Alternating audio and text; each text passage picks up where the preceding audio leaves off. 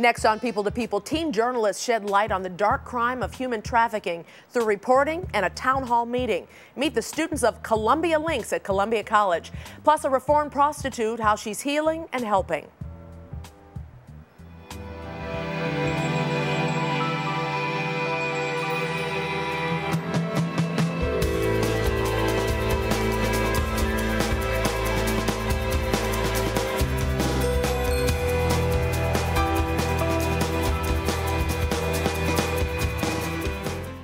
People post on the internet as like a music video producer, and then I'll just take young girls, even men, even boys too, and just like get them wrapped up into prostitution. Hard facts from high school reporters. That's right, high school reporters. That's just a snippet from Human Trafficking, Caught in the Shadows, an investigative piece. Welcome to People. I'm Micah Materre. Columbia College, Chicago, has a year-round program called Columbia Links. The CPS students gather to report on tough issues, really tough issues. This time around, the I-team investigated human trafficking. They wrote articles and they made a video. And they're here today to talk about what they experienced and what they learned. Meet the Columbia Links I-team. Thank you guys so much for coming in. I'm going to have you introduce yourselves. Let's start with Nathan over here. Well, I'm Nathan Cordero. I'm a senior at Lane Tech High School. Solomon Davis, junior at Marist High School. Maria De Leon, junior at Von Steuben High School. Kayla Harrington, senior at Lindblom Math and Science Academy. Tanisha Harris, a senior at Whitney M. Young Manic High School. Byron Mason, junior at Whitney Young High School. Okay, you guys are juniors and seniors, wanting to be, you're budding journalists, but let me tell you, high school, to do something like this is amazing. To talk to people who have become a part of the human trafficking trade, I guess. How daunting was this at first for, you know, when you went to Columbia Links and they said, this is what we're going to do this semester or this session? Nathan, how daunting was that for you? Well, it was overwhelming at first, like realizing what we're doing, but like once I realized the severity, I realized that this needs to be touched on, like nobody knows about it, we need to cover it and raise the awareness. This is a major issue going on. Solomon, for folks your age, it's usually rated PG or R. You can't, you know, you're not supposed to even look at stuff like this. What was this like for you, personally? Well, I guess starting off, I didn't really want to do the human trafficking. We had sort of two topics that we could choose between when it came down to it, looking at an abandoned house or doing human trafficking. And I wanted to do the abandoned house story. Starting off, I wasn't exactly sure what we could cover, what we could do in terms of human trafficking. I mean, I don't think most of us knew exactly what human trafficking was, so for us to say we're going to do human trafficking, we didn't really know what we were looking for. Maria, did they have to explain it to you? To a certain extent, yes, but they were more like, you need to go, as you go, you need to roll with it, you need to see what's happening, it needs to spread out in front of you, you need to find it yourself. So like Nathan said in the beginning, we didn't know what we were kind of getting into right from the start. But then when we started investigating, we just realized how severe things were and how this needed to be in the light. And so we went for it. Kayla, how surprising was it to find out that there are actually people who are put into this realm who don't, you know, they're made prostitutes against their will? It was crazy to think about because you never really walk around and think, oh, this person is, you know, something happens to this person. It's like human trafficking is going around everywhere. And you never think walking down the street that, you know, somebody could be like a prostitute on the street or anything. You just, you know, think that everything's normal, everything's fine. Yeah, you just don't know what's behind or where they're going home or where they're leaving once you see them. Tanisha, you were gung-ho. You were ready to do it, weren't you? Yeah, it was a topic that I really wanted to cover because I felt that it attacks teens. Like, the age of entry is so young, 12 to 14. I felt that since not many people knew about it, that it was our duty as journalists to tell them about it. And I think a teenager listens to a teenager best, so I was so ready to do it. Yeah, Byron, when you're writing and doing videos for teenagers, it's a little bit different than, you know, the way I do it. You know, when I'm reporting and doing things, I do it for just, I think, people out there. But you guys, as Tanisha said, are specifically gearing what you write to your age specific. Yeah. Was that harder or easier for you? Yeah, well, initially one of the hard things that for me really was finding a connection with this kind of story. So when I was researching, I kind of found the topic about how this hypersexualized culture that we live in is kind of connected right to this human trafficking story. So once I was able to make that connection, I was able to write, like, it was pretty easy. It just flowed, huh? Yeah, and yeah, I could definitely connect it to people of my age group, so. When meeting, because you met some of the victims. Yeah. Gosh, how was that? I mean, were you scared? Did you have to watch your words, or did you come right out and, you know, anybody jump in? Brenda was the first victim that we all met, Brenda Power, and she made it very comfortable to talk to her because she is a strong advocate against human trafficking. So when she told us our story, I was taken back. I had to stop writing because I was just so enwrapped in it, but she made everything so free-flowing. It was very comfortable. Was it scary, though, for you to think that there, but for the grace of God go I? Yes, my mom was scared for me. Was she? Yeah. So before the program started, Brenda called our parents and was like, you know, your child will be doing a story on human trafficking. And then my mom looked at me and was like, OMG, are you really? And I was like, yeah, but I think, you know, we're protected, and I think it's important for us as teenagers to know about this topic because it can happen to anyone. So knowing about it and knowing what you can do for it and for against it, I should say, it was really empowering for all of us. Empowering and educational, I would think, too. Yes. Because this is something you guys had no clue about. Exactly. Yeah. We're going to talk a lot more about this and also about the town hall meeting that you guys held. I mean, you had questions thrown, a lot more of the questions that I'm giving thrown at you. I mean, how did you hold yourself up? Well, one thing that they helped us do was to prepare ourselves. So we knew our story, we knew the facts, and since we were able to relate to the topic and connect, it was really easy to just answer the questions. And the age thing was, that was the And we big also thing. had each other. Yeah, because you've got to know each other through this whole time. Right. Okay, hold on, don't move, we got more coming up. Because up next, more from the students of Columbia Links and how their lives have changed since their town hall on human trafficking.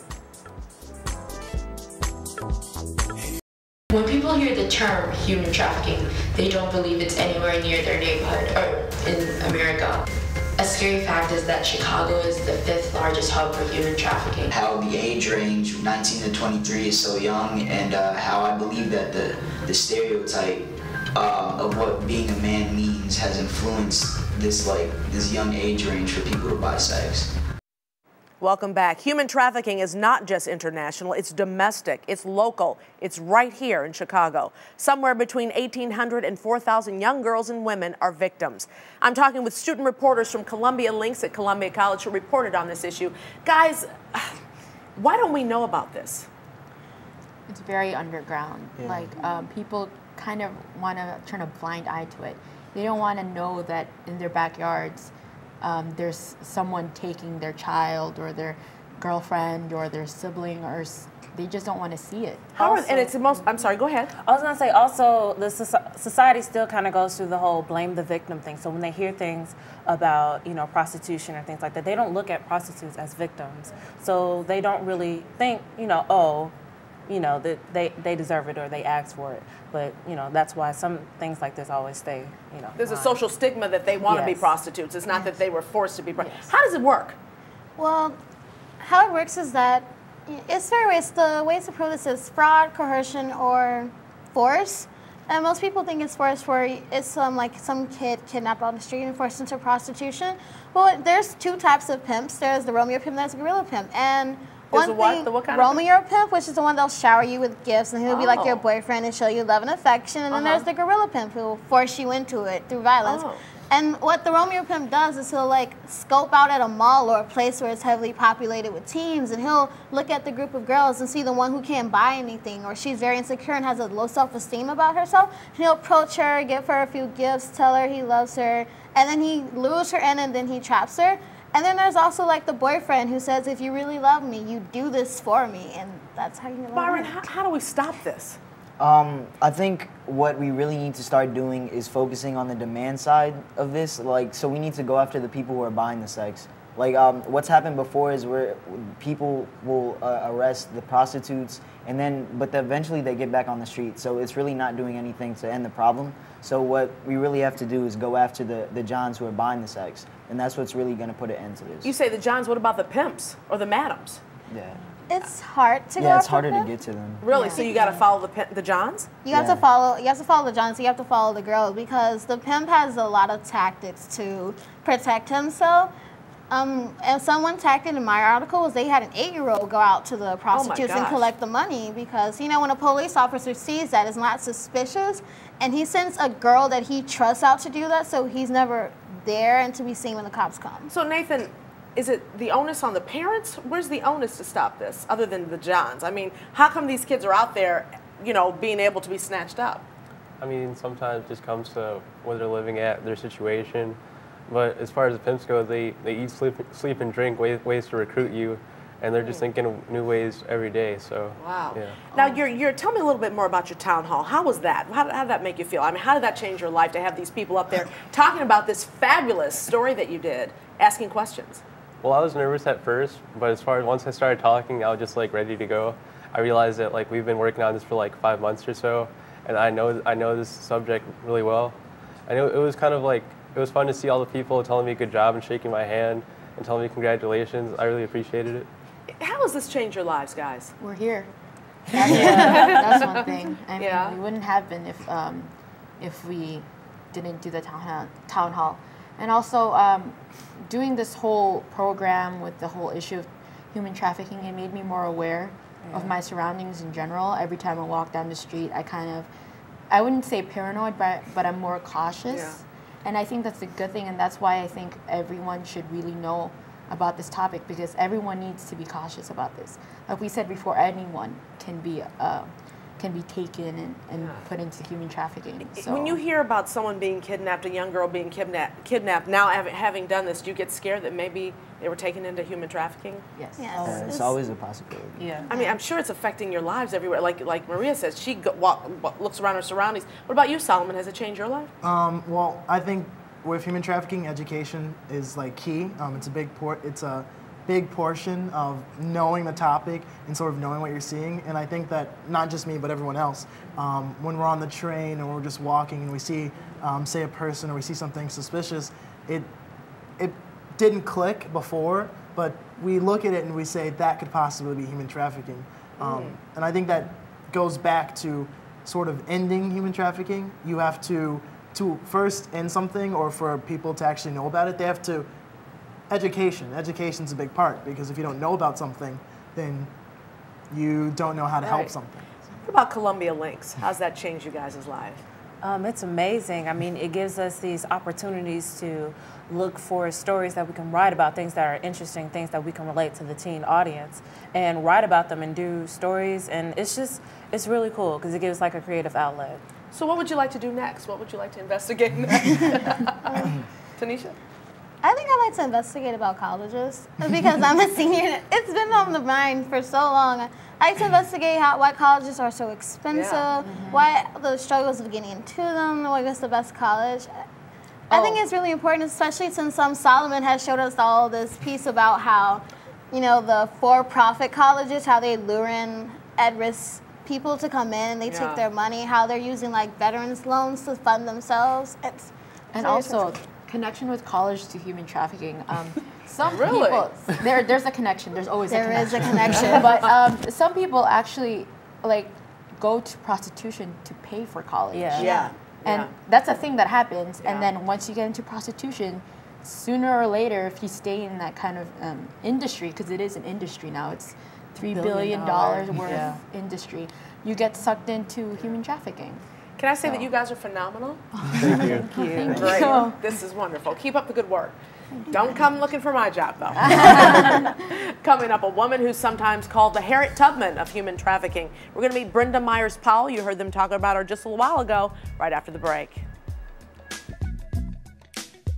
Trafficking seems faceless, even familyless, but the Columbia Links I-Team learned that just isn't so. Brenda Myers-Powell once fell into the trap of human trafficking, selling her body for money, but she found her way out, and today is fighting to save others through the Dreamcatcher Foundation and through the Cook County Sheriff's Department. And from the street fight to the legal fight, Marion Hatcher is the human trafficking coordinator for the Cook County Sheriff's Department, and she's working to help get victims off the streets. Both ladies are here to join us. First of all, ladies, you did work with these kids, the Columbia Links I-Team. Was it amazing to learn that these kids get it? You know, it was amazing for me to see that children got it better than some adults that I talked to. I've been doing this for many years, We've educating the, you know, adults and youth. And these children absorbed it and got it right away. Maybe it was because it was closer to their age group. I don't know. But they took everything that I told them and said, and they just ran with it. I'm amazed, you know. Some of them, I just couldn't believe how brilliant they were. Yeah, and Marion, it's amazing to know that human trafficking is going on right under our noses here in Chicago. Absolutely. Of course, when you think of human trafficking, most people still, and unfortunately, think of it as an international problem, not a domestic issue. And we, of course, at the Cook County Sheriff's Office come in contact with much more a domestic problem than the international. How does it happen? And they explained it to me, but I mean, and let me also talk a little bit about your personal story, because you were a victim. I was. In my case, I got kidnapped by two pimps, put in a trunk, call it trunking. And I was held against my will for months. How old were you? I was 14 years old, just barely going on 15 years old. The average age of entry is 12 years old for a victim of human trafficking. We've even seen victims younger, but the average age, you know, due to the study and researches that have been done, is 12 years old for a young girl to get involved or to be coerced or either forced into human trafficking. Where were you? Just on the street with friends, or how did? I was a runaway. I mean, it was some things going on in my family. There are things, of course, going on in my life, you know, that forced me to go out there into the streets, and I thought I was safe. I was safe. I was in the Gold Coast. I was downtown. I was on Rush Street. I thought I was safe. How safe do you get? You're in a place where people are around, but I wasn't very safe. You know, I had 2 children. I felt it was my duty to make money for my kids. And in my community, a lot of people did that. They did that. They went and prostituted. So I thought I could go and do it too. And how did you get out? The end of the road. In between the time, I've been shot 5 times. I've been stabbed over 13 times. I've been trunked again. Within the 25 years that I was in prostitution, at the end of the road, I was totally disfigured. My face was disfigured. The last customer, the last John, drugged me 6 blocks and tore all the skin off my face. I went to a hospital. From the hospital, I met an amazing woman, doctor there, who gave me, asked me to go to social services. But before I went to that, when I first went to the hospital, nobody wanted to wait on me because I was a prostitute. You know, I felt it. I always felt that, you know. So when I left the hospital, I went to a place called Genesis House, which was a wraparound services for women exiting the lifestyle of prostitution. This was many years ago. This was in 1997. That place no longer exists right now. And right now, what we need is more places like that in order to help the young ladies. At the Cook County Sheriff's Office, of course, we're trying to cover those type of areas so that women can have places, you know.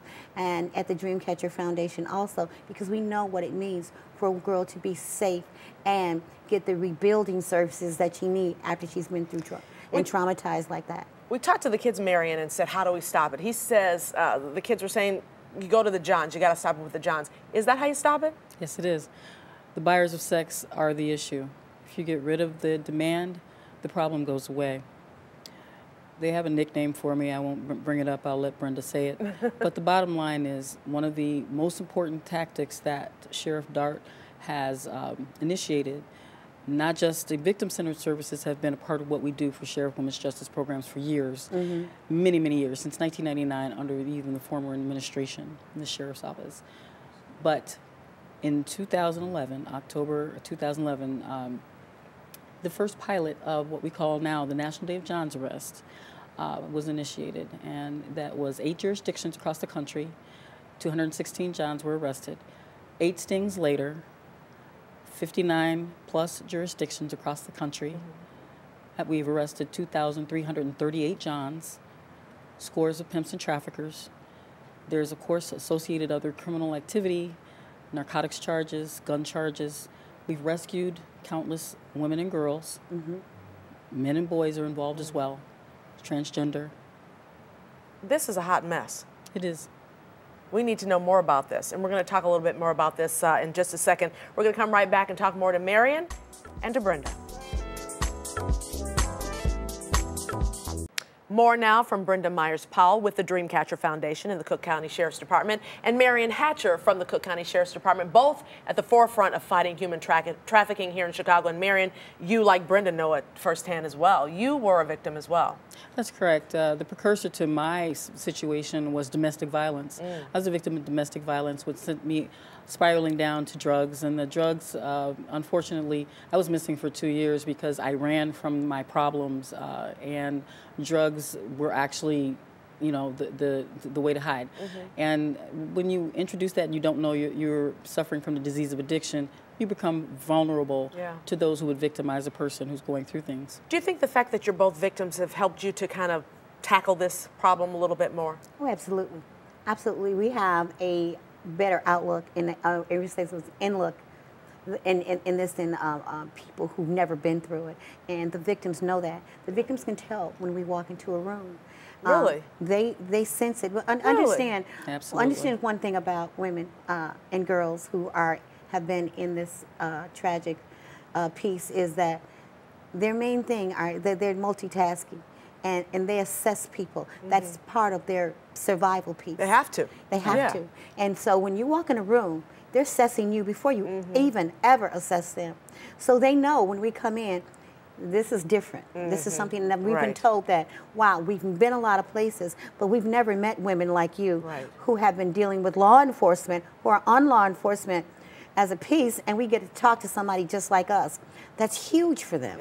You guys actually, with the Dreamcatcher Foundation, go in vehicles and look for girls, right? Is that? Yes, we do. We have an outreach program, which is we go out at night and we work with the young girls on the street.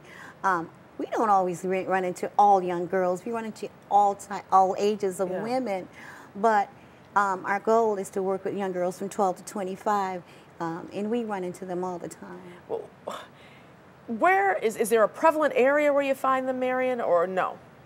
Is it just all over? There are tracks everywhere. There are places, but sometimes you don't find them just on the street. Unfortunately, sometimes they are found when we do sting operations. Our Sheriff's Police Vice Unit does sting operations, and we're a part of that a great deal of the time. And sometimes you'll actually find them in hotel rooms. Wow. Do girls want to be saved? And it's boys too sometimes, but do they want to be saved? Well, imagine being a young lady and not. Well, as they said, they call me the Harriet Tubman of and she's the John Slayer. She's the John Slayer. And one thing they all, I say to people, as Harriet Tubman quoted, I freed 1,000 slaves. I could have freed 1,000 more had they known they were slaves. Had these young girls, some of them know that they are being human trafficked. They don't even know that they're being trafficked. We have to let them know that they're victims, okay? Now, one of the things that you said about the streets, and Marion talked to you about being on the inside, is the internet.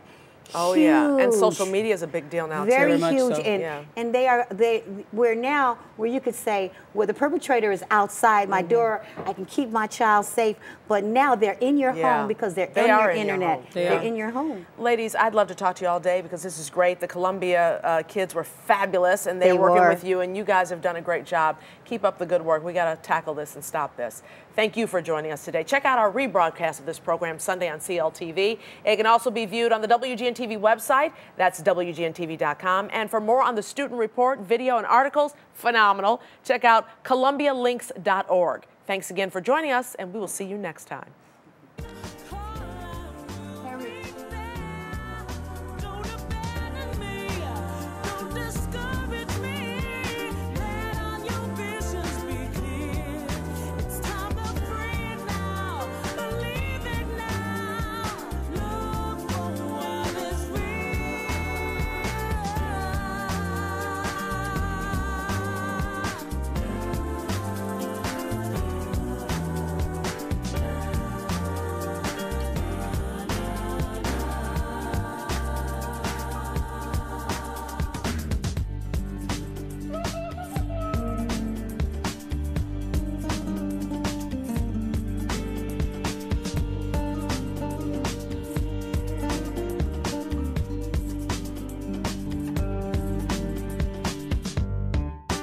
Up and feeling free, take me where I wanna be.